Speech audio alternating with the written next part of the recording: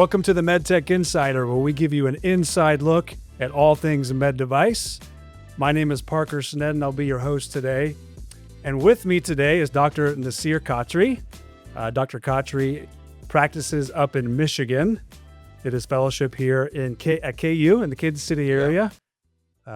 Glad to have you back in the Kansas City area. It's good to see you. Always great to be back. Absolutely. Absolutely. Yeah. We're going to have some fun today. We've already had some fun today. We have. Yeah. Got our hands on some instruments.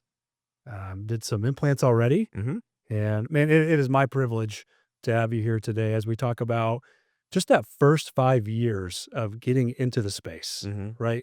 What you've learned, what's gone well, challenges that you've had and how you've overcome them. So I'm really looking forward to getting into your brain today, Dr. Khatri. Me too, man. I'm excited, and it's great to be back in Kansas City always, and excited for the conversation. Yeah. This is your second time to our headquarters, right? Second time. Yeah. You came early on and trained on some SI Yep, products exactly. Yeah. on Liberty, right? Yep. Exactly. Awesome.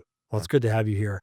I want to ask about, why did you get started in medicine? What motivated you to become an interventional pain physician? And then why did you even start in medicine in general? Yeah. I mean, I think kind of growing up, we're always influenced by our parents and kind of seeing them. And so my dad's in healthcare, and beyond that, I kind of flirted with a lot of different kind of career paths and stuff like that. But I think ultimately I ended up choosing medicine because, um, I mean, as cheesy as it sounds, it's a nice way to have a good career, a fulfilling career, being able to help people. And obviously, at the end of the day, like, you're doing well for your family and stuff like that as well, right? So it's a nice way to be able to do all that together. Yeah. Yeah, I love that. So you were already thinking about your patients when you chose your career path. I mean, you want to feel at the end of the day that you did something for society and for, the world that you're living in, and that you just weren't a leech on the system, Right. But not to say people are. I'm just saying, like, it's something I try to be mindful of always. Yeah, I love that. Yeah. Okay, so you step into the world of pain, Mhm. and we're talking about really that early career, first 5 years. So give me one or two challenges that you've had and how you've overcome them. And we're thinking about our listeners as they're maybe thinking about getting into this space. They're Mhm. within that 5 to 7 years.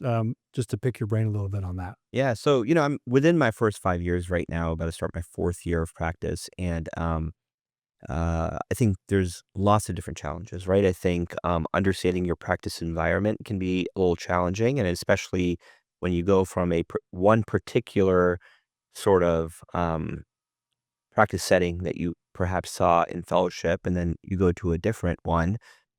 There's a innate desire, I would say, to just want to replicate whatever you saw previously. But I think what's lost in those details is that wherever you did your fellowship for a year, that place became that place over the course of 10, 15, 20 years, who knows how long, right? And so if you're going to a different environment, that you got to be able to invest that time and not be hasty. And I think that that's one of the very valuable lessons I've learned. Um, and I think that another challenge is actually just understanding the administrative, business, insurance side of the practice of medicine, right? I mean, no matter how much you saw that in fellowship or in your training, it's very different in the real world, right? Being able to navigate those insurance challenges, being able to navigate even just some of those. You don't have to be in your own private practice for this reality to be true. But, how do you deal with auth?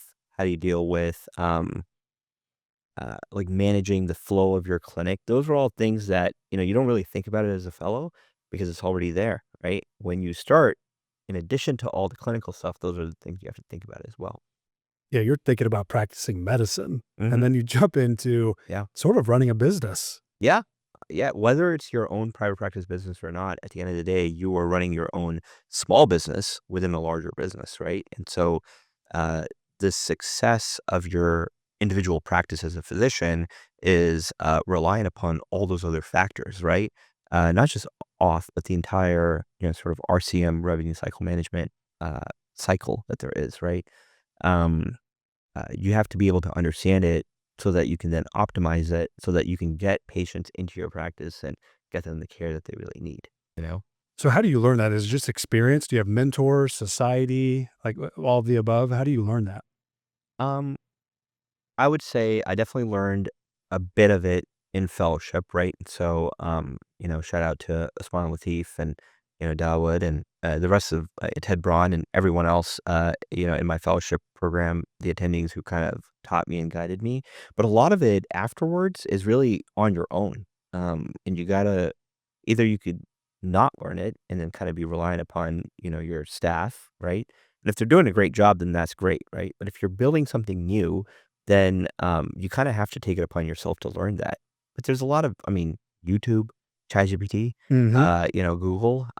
You don't have to take a formal class or a course or something like that to learn it. You can pick it up, and it's just going to be valuable to you in your clinic.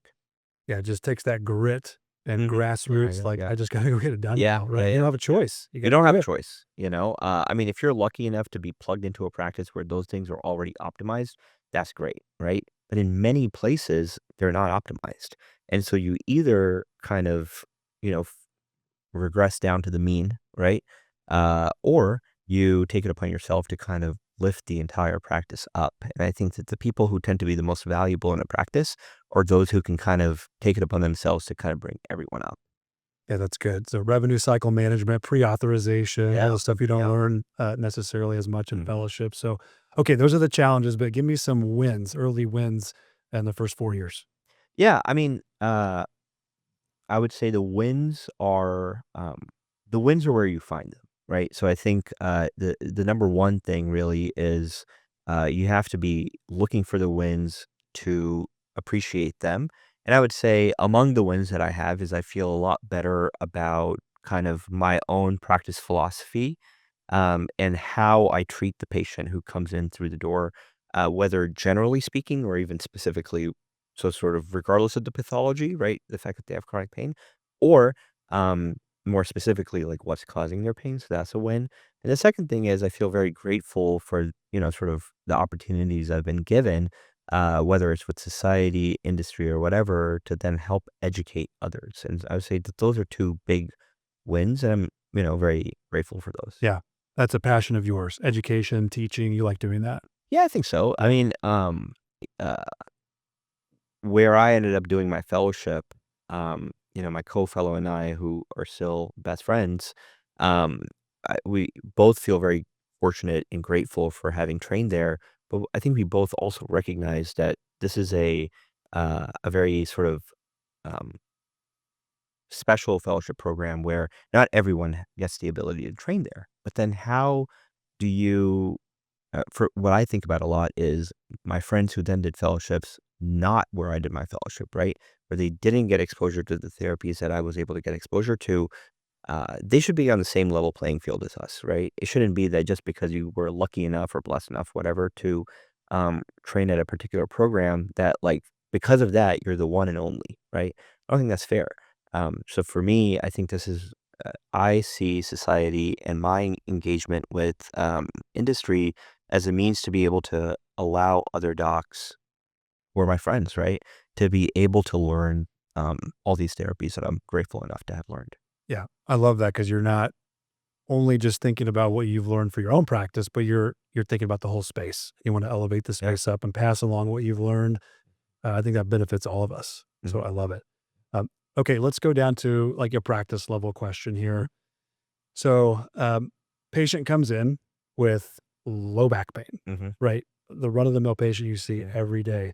I want to ask you this question because the industry has changed so much, even in these 5 years that you've been in it. You have access to so many therapies.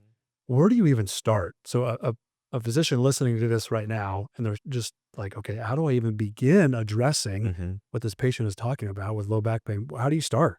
Yeah, I think it also, regardless of how many tools you have in your toolbox, I think that as a good interventional pain physician starts with the basics, and it's the history and the physical exam and the imaging and really trying to pin down a diagnosis, right? There's different terms people use in our space, and I'm okay with that. Whether it's to nail down a diagnosis or a pain generator or whatever, at the end of the day, you're identifying the cause of the patient's pain, right?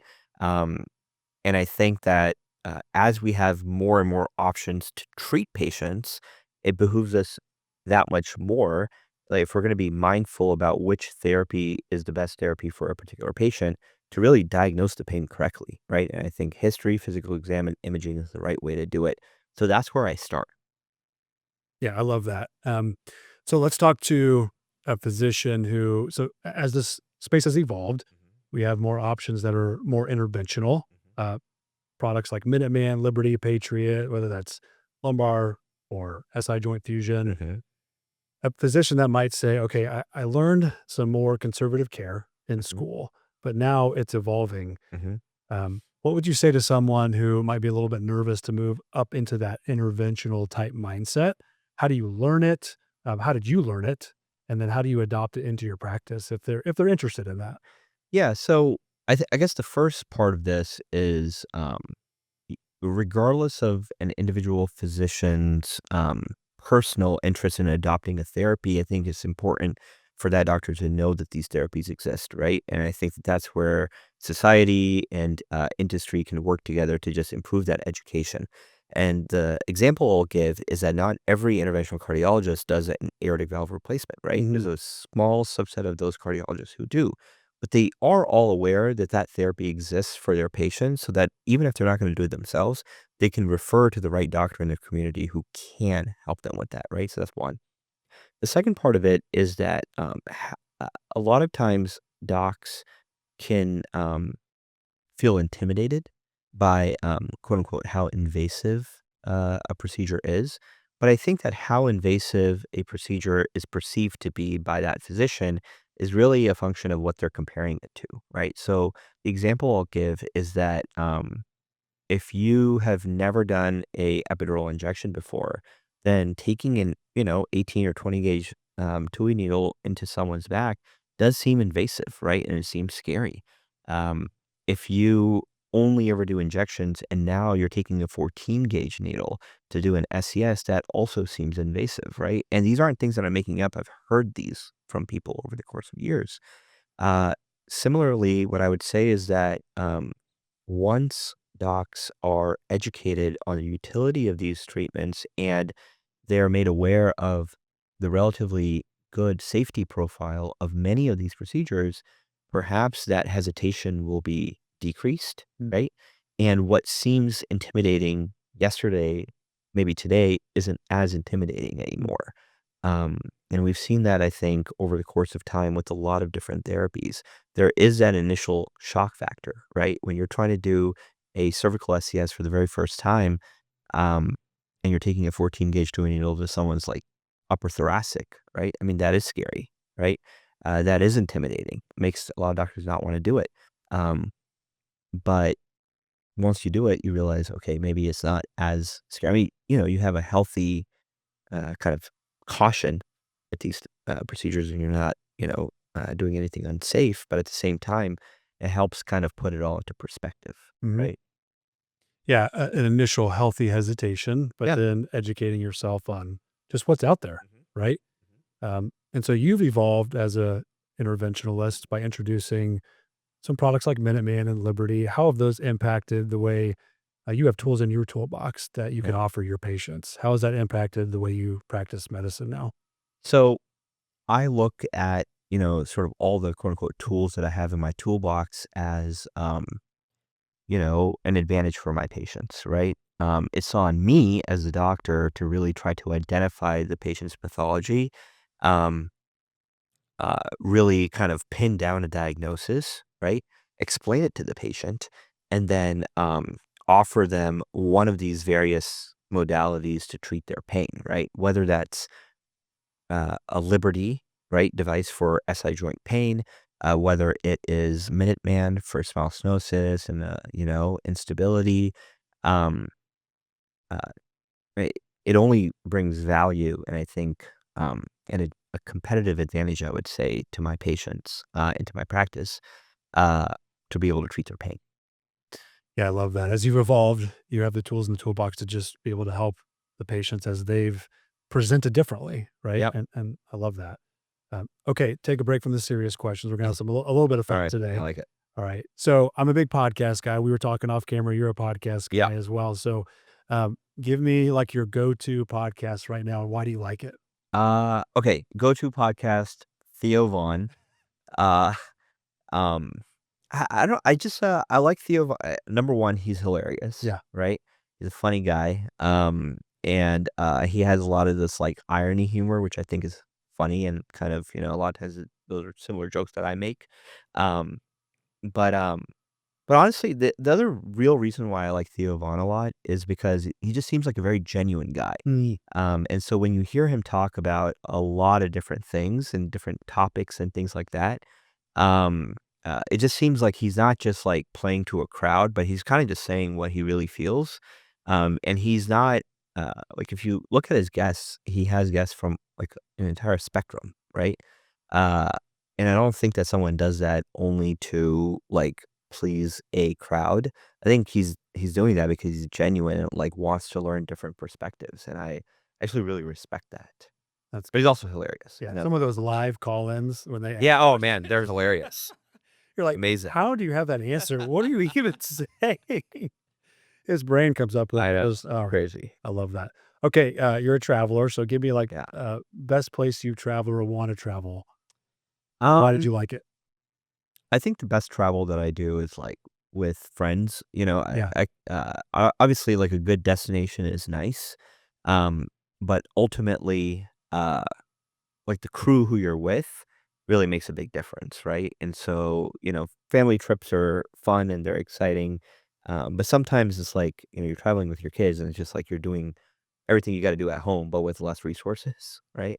When you're traveling with friends, it's fun and exciting. Actually, since we're in Kansas City, I'll tell you, we went to uh, INS was in Barcelona when we were graduating fellows, Mm. me and Brian, and uh, our program kind of sponsored us to go on that trip, and so we got to go to Barcelona, and then on our own accord, we went to Paris and London, and it was really like fun and exciting. But it wasn't because those cities are necessarily amazing, even though I love Barcelona. But it's like a great crew of people who we went with. Um, and then more recently, I went on a trip with a bunch of guys like to Saudi Arabia, and that was super fun and exciting. And again, it was because like the crew that we had, it was like the best. Um, uh, yeah, lots of fun Yeah. trips. So it's who you travel with that makes it Oh, more dude, fun. 100%, Yeah. Have you been to 100%. Dubai by chance? Oh yeah, Okay, I went last winter. yeah. Fantastic. Yeah, we went, ISPN's first conference, right, like the international Yeah. version of Aspen, the first meeting was in, Dubai, not this past December, but the December before Yep. that, so I went there, that was really fun and exciting. We went on this, like, desert safari and stuff, so that was really Did nice. you do the Burj Khalifa? We did, yes, we Yeah. went to the Yeah. top, that was pretty I cool did that too. too. Yeah, That was fun. yeah, that was really fun, and then, uh and then this year, it's in London. Yeah. Like, the meeting is in London, so that'll be exciting Will you too. be there? I'll be there. Are you gonna Good. be there? Yeah, we'll be there. What did you like about Dubai? Yeah. The Burj Khalifa was awesome. All of the Defender trucks driving around Yeah, yeah, were yeah. Yeah, yeah, fantastic. yeah. There are a lot of, big giant SUVs The over there. food was good. Yeah, Yeah, it was just fun. yeah. What surprised you about Dubai that, you weren't expecting? It was like 10 worlds within one. Yeah, Like, I agree with that. so diverse, Mhm. where you had, like, one block would be super Western, Yeah. another block would be very Middle Eastern, Yeah, and it yeah, was for just sure. all blended together. I didn't know what to expect, but that Yeah. surprised me. What about you?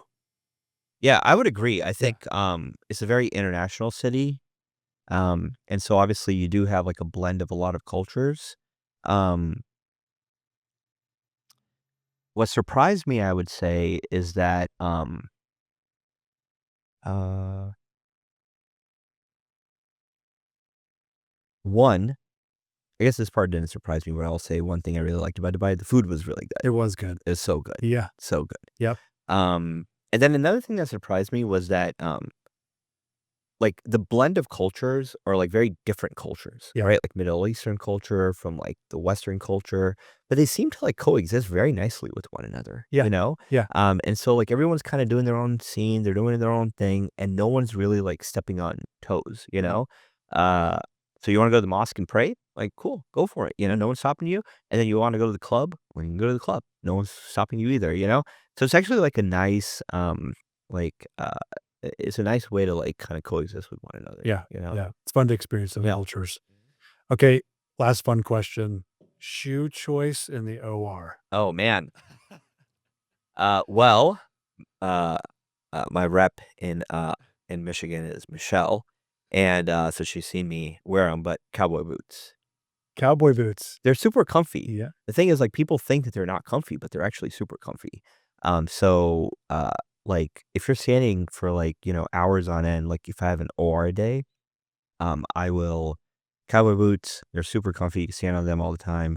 You're like, they're great.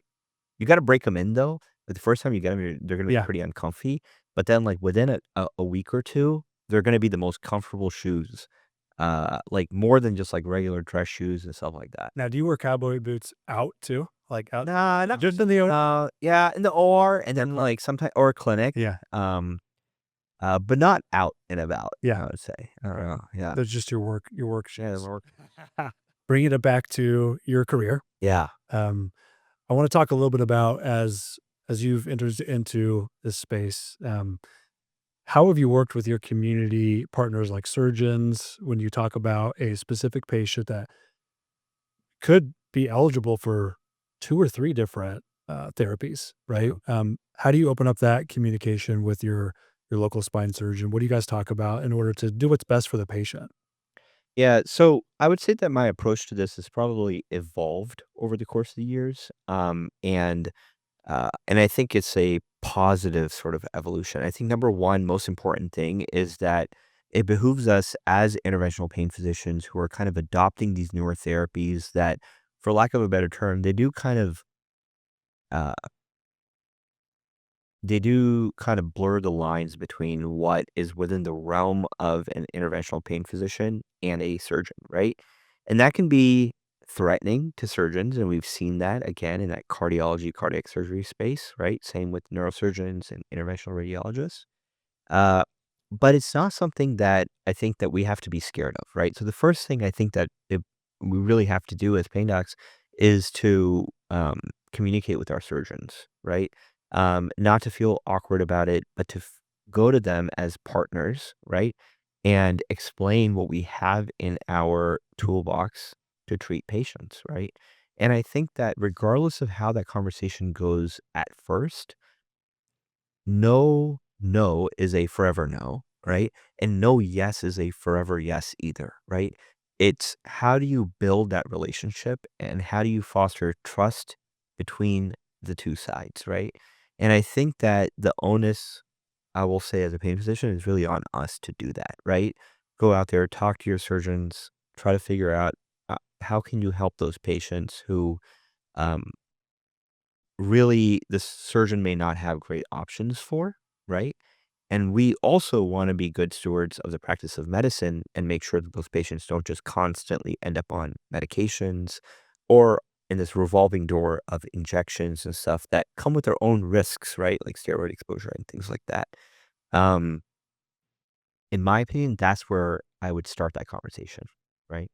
Yeah, initial communication, but Absolutely. then I love what you said, just ongoing communication too, 100%, yeah. right? Because just because they're okay with something today doesn't mean that they're gonna be okay with something tomorrow, and similarly, just because they're not okay with something, yesterday doesn't mean that today they're also not going to be, right? That sort of constant communication. I'm a big fan of, um when you're treating your patients that are referred from a surgeon to like keep them updated every once in a while about how those patients are doing, right? They may pay attention to the email, they may not, maybe they will every once in a while, right?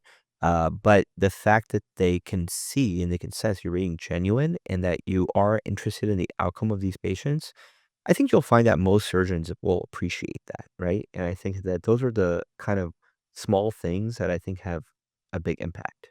Yeah, I know you're also involved with Aspen too, the Young Yeah. Innovators, and I know Aspen's doing a lot there, try to bring the specialties together, have 100%, yeah, conversations, so, absolutely, yeah. yeah, I think that's important as well. Um, okay, how have you seen well, let me ask it this way. How are you seeing the future of interventional pain? How is it going to continue to evolve? I know there's been a lot of involvement in the past 5 years as you've come into the space, but what's the future look like? Yeah, so I think that if you look at pain medicine historically, or even just spine medicine in general, what you'll see is that there was definitely for a very long period of time this sort of idea that you could have a lucrative practice as a pain physician, um, where you're sort of just running off of ESIs, MVBs, RF, and SES.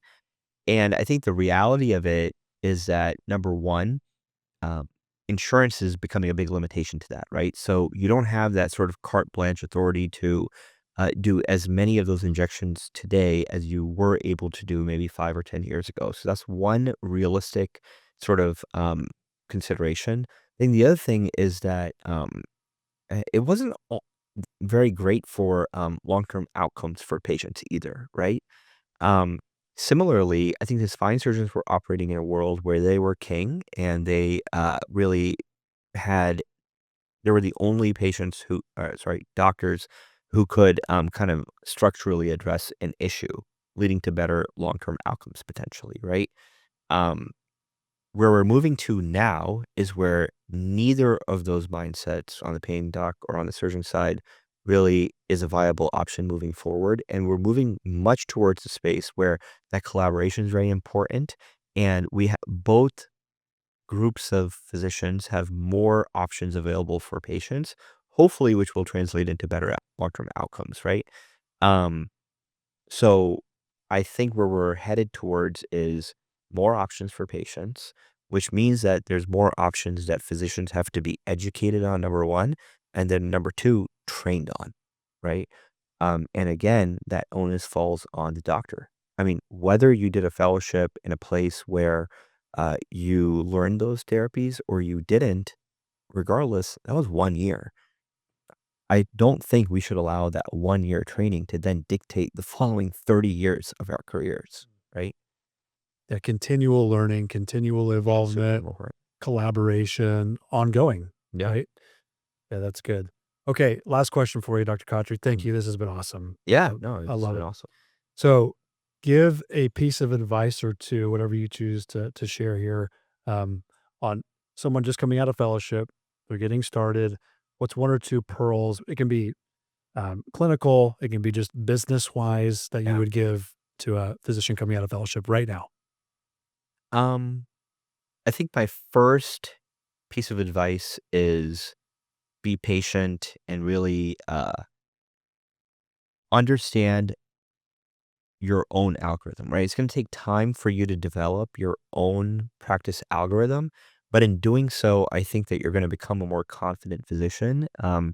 And I would say really kind of take the time to be intentional about it and to really think about how you're kind of what you want your practice to look like, right? From an overall philosophic standpoint, from a kind of algorithm for each specific pathology standpoint.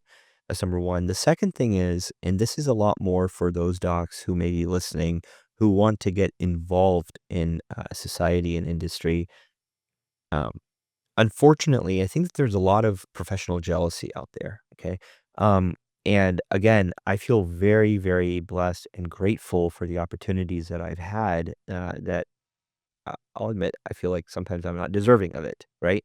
But I want to do the best that I can with the opportunities I've been given, not for myself, but for let's just say the space as a whole. Um, I think what I see a lot of times is that there is this mentality of like, hey, I want to do that too. I want to, I want to get involved. Why is so and so given this opportunity? Why not me? And I think what I would say is that that's a lot of lost and kind of wasted energy and effort. That energy is much better spent kind of investing in yourself. Um, and just remember that like whatever is meant for you, it's going to come to you, whether the whole world is like up against you or and if it's not meant for you, then it doesn't mean that even if the whole world is trying to make it happen for you, it's not gonna happen. So, put your best foot forward, really, try your best, invest in yourself, invest in your practice, invest in learning about all these therapies that exist for our patients, and whatever that sort of society or, uh, industry engagement looks like, um, that's gonna come to you, but if you just focus on the basics, focus on the fundamentals, the rest will play out, you know? And probably play out in your favor. Love that. That's a great way to end it. Dr. Yeah. Khatri, thank you very much for Of your course, time man. today. It's been a lot Absolutely. of fun. Yeah. Thanks for listening to the MedTech Insider. We'll see you next time. Perfect.